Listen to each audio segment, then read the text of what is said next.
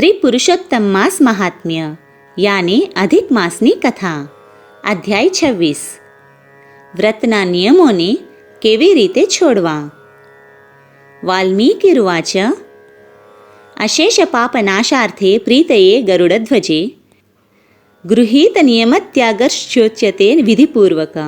વાલ્મીકી કહેવા લાગ્યા, વ્રત કરતી વેળાએ વ્રતધારીએ વિધિપૂર્વક ગ્રહણ કરેલા નિયમોનો ત્યાગ પણ વિધિપૂર્વક કરવો. એથી વિષ્ણુ ભગવાનની કૃપા વ્રતધારી પર ઉતરે છે. પુરુષોત્તમ મહિનાના બધાય દિવસો જેને એકટાનું કર્યું હોય તેને બ્રહ્મભોજન કરાવી નિયમ છોડવો.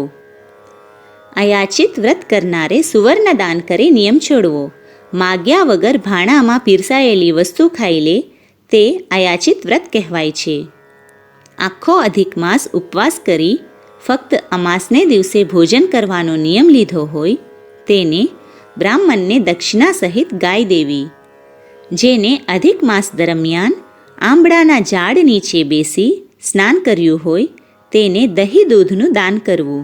જેને ફળનો ત્યાગ કર્યો હોય તેને ફળો દાનમાં દેવા, પરંતુ તેમાં જે ફળનો ત્યાગ કર્યો હોય તે જ ફળ આપી શકાય. અનાજનો ત્યાગ કરનારે ઉત્તમ ઘઉંને ચોખા દેવા.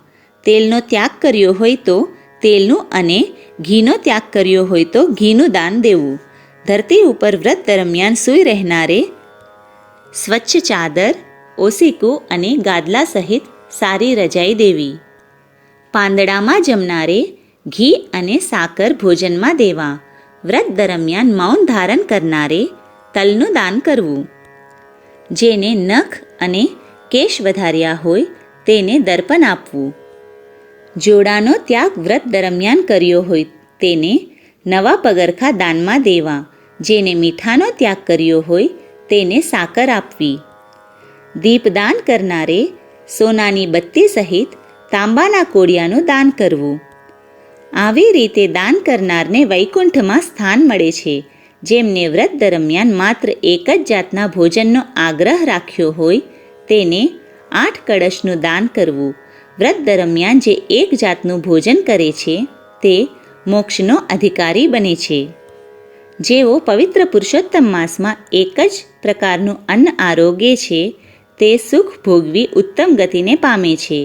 દિવસમાં એક જ વખત ભોજન કરનાર ઉત્તમ પદને પામે છે. અધિક માસમાં રાત્રિ ભોજન કરનારને રાજસુખ મળે છે.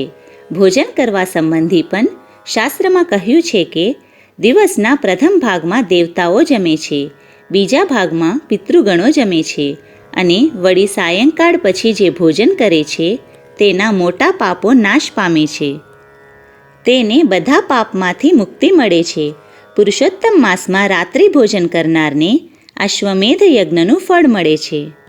અધિક માસમાં અડદને ત્યાગનારો નિષ્પાપ બનીને પ્રભુના પુનિત ધામમાં જાય છે. બ્રાહ્મણ હોય અને જો ઘાનીમાં તલ પીલવાનું કાર્ય કરતો હોય તો નરકમાં ચાંડાળ યોનિમાં પડે છે. આવા માણસોને રક્તપિત્તને કોઢનો રોગ પીડે છે. અધિક માસમાં શુક્લ અને કૃષ્ણ પક્ષની એકાદશીએ જે ભાવિક ઉપવાસ કરે છે ને પુરુષોત્તમને ભજે છે તે ભગવાનના વાહન ગરુડ પર બેસી વૈકુંઠ ધામમાં જાય છે. તેનું દેવો પૂજન કરે છે અને અપ્સરાઓ સેવા બજાવે છે. દ્વાદશીના દિવસે એકટાનું કરનાર પર વિષ્ણુ ભગવાન પ્રસન્ન રહે છે. શુદ્રથી દર્ભ પાસે રખાય નહીં. તેને યજ્ઞોપવિત ધારણ કરવી નહીં. શુદ્રે દર્ભ ઉખેડવો નહીં, કારણ કે દર્ભના મૂળમાં બ્રહ્મા અને મધ્યમાં ભગવાન વિષ્ણુ વસે છે. શુદ્રોથી આસન પર ના બેસાય. કપિલા ગાયનું દૂધ ન પીવાય.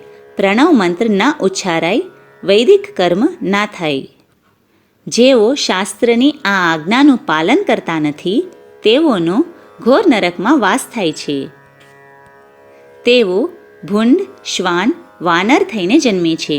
શુદ્ર બ્રાહ્મણને દૂરથી નમસ્કાર કરે તો પણ તેના સદડા પાપો દૂર થાય છે.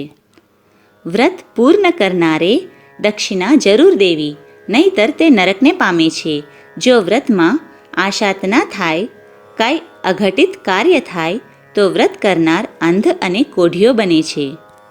હે રાજન, આ પુરુષોત્તમ મહાત્મ્ય જે કોઈ સાંભળે કે વાંચે છે તે જરૂર પ્રભુના પરમપદને પામે છે.